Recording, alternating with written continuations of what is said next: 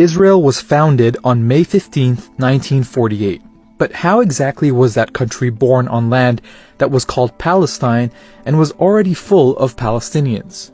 As recently as World War I, 90% of the people who lived in Palestine were not Jewish. But in November 1947, the United Nations, which only had a few of the world's countries in it back then, voted to partition the country. This plan marked off 55% of Palestine for a Jewish state, but the UN never explained how it could be a Jewish state when half the people in its territory were Palestinian. To nobody's surprise, Palestinians rejected the UN's plan, but it was accepted by the Zionist movement, which had worked for decades to turn Palestine into a Jewish state. The Zionists saw an opportunity.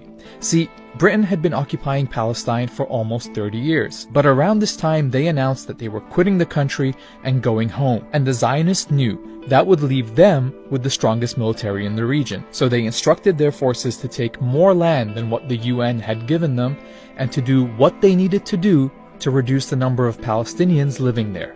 In the cities, bombs were set off in Palestinian neighborhoods. Villages were attacked and residents forced out. After inspecting parts of Jerusalem that had been emptied of Palestinians, Zionist leader David Ben-Gurion said, "In many Arab neighborhoods in the West, you do not even see one Arab.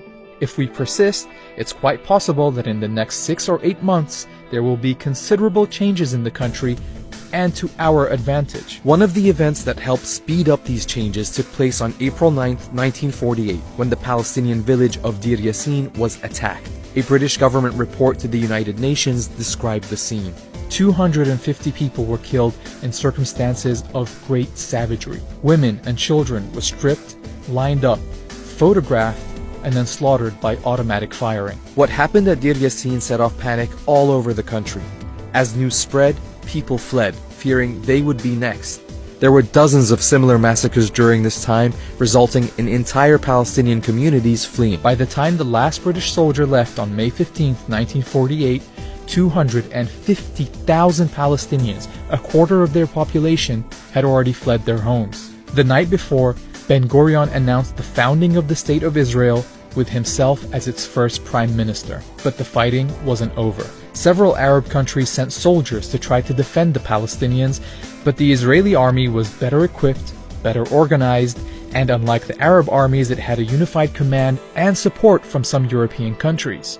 Israeli forces kept pushing into the territory assigned by the UN to a Palestinian state, and in towns like Lidda and Ramla, 50,000 people were forced to flee in what became known as the Lidda Death March. After being emptied, the towns were given Hebrew names, Lod and Ramla. The buildings and homes were taken over by the new Israeli state and handed to Jewish immigrants, and this happened all over the country. Israeli forces even pushed into areas like West Jerusalem, which the UN plan said should have been an international zone. By the time the UN secured an armistice, 3/4 of the Palestinian people had become refugees.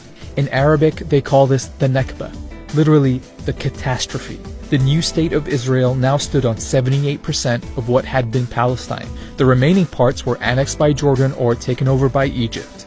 A year later, the UN passed a resolution calling for all Palestinian refugees to be allowed to return home. But Israel has always refused to comply. Palestine had been erased.